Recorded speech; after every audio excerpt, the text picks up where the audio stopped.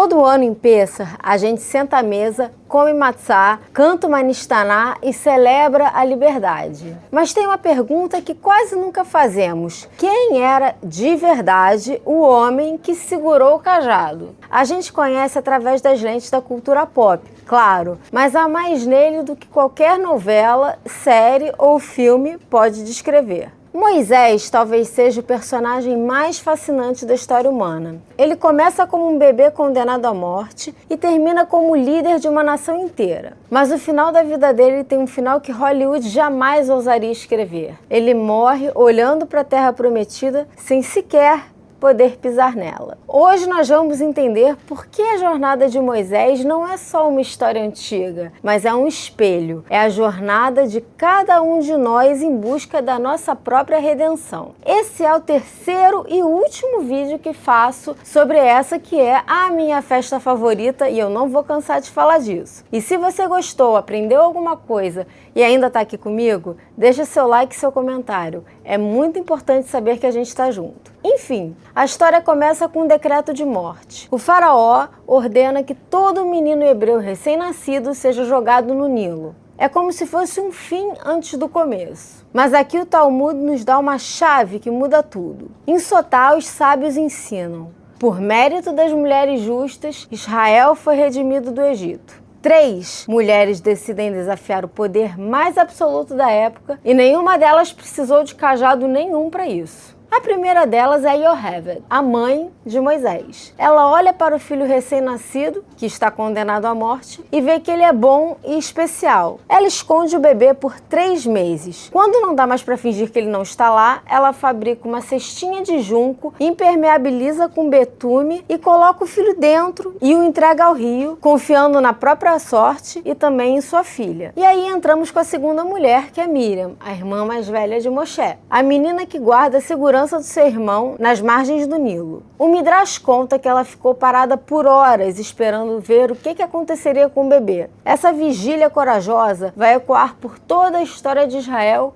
por muitos e muitos anos, até hoje. E a terceira é a Bátia, a filha do faraó. Ela vê a cesta, ela sabe que aquele é um bebê hebreu e proibido, e mesmo assim estende seu braço e o salva. O Midrash diz que o braço dela se alongou miraculosamente para alcançar a cesta. Os sábios leram nesse gesto algo profundo. Quando a gente se estica além dos próprios limites para fazer o bem, algo ainda maior nos ajuda a alcançar. Deus até muda o nome dela por causa desse ato. Bátia significa literalmente filha de Deus. Ela era filha biológica do faraó, mas Deus a adotou por causa de sua bondade. Então Moisés não chega ao mundo apesar das mulheres, ele chega ao mundo por causa delas. E adotado por Bátia, cresce no palácio, mas carrega uma fratura interna, porque ele é o príncipe do Egito, mas carrega um sangue de escravo. E um dia ele vê um feitor espancando o hebreu e seu sangue fala mais alto e ele age, mata o feitor e foge. No deserto de Midian, vira pastor, um nobre caído que cuida de ovelhas. E é exatamente ali, naquele lugar mais improvável, que Deus aparece, na sarça ardente. E por que Hashem escolheu esse lugar?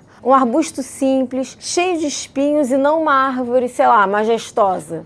Porque a sarça representa o povo que sofre, o povo que não consome e mostra que Israel pode ser até oprimido muitas e muitas e muitas vezes, mas jamais será destruído. E o que Deus diz a Moisés? Eu ouvi o clamor do meu povo. Ele não disse eu vi, ele disse eu ouvi, a escuta antes da ação. Mas Moisés resiste. Quem sou eu para ir até o faraó? Ele diz que não sabe falar bem, que ele é pesado de boca. Especula-se que ele tinha problemas na fala, mas a comunicação vai além das palavras. Moisés era um homem de grande força e também muito humilde. O próprio Talmud afirma que Moisés era o homem mais humilde que já existiu. E é exatamente por isso que ele podia liderar, que ele não estava liderando por ego. E isso seria muito útil nos anos de travessia do deserto. E também, além de humilde, era profundamente paciente. A lição aqui é dura e bonita ao mesmo tempo. Às vezes Deus chama a pessoa mais improvável porque ela ainda não se corrompeu ao poder. É a tentativa de libertar o povo na base do diálogo. Mas o faraó, como era de se esperar, mediu forças até o limite. E eu considero que as 10 pragas representam essa linha imaginária que a realeza egípcia forçou sem acreditar que existia algo acima maior do que eles. Fala-se muito da dureza da Torá, mas nesse caso específico não foi uma crueldade divina. Foi um processo de techuvá oferecido ao faraó, uma chance atrás da outra para ele escolher diferente, escolher melhor, amolecer o próprio coração. E para encerrar de vez esse ciclo de sofrimento, o capítulo da escravidão se encerra como se inicia a história de Moisés, com a morte dos primogênitos, só que dessa vez não dos hebreus, mas dos filhos do Nilo. E eles partem para uma jornada longa de caminho e larga de aprendizado, que culmina no momento mais cinematográfico da Torá e que qualquer um que tenha assistido os 10 mandamentos jamais esquecerá. O povo na beira do Mar Vermelho, acuado pelo exército inimigo, sem saída. O mar só se abre diante da coragem. Nashon ben Aminadav avançou até a água chegar ao seu pescoço e só então o mar se abriu. A fé que move o mar não é a fé que fica na margem esperando o milagre. Você tem que ser o seu próprio milagre.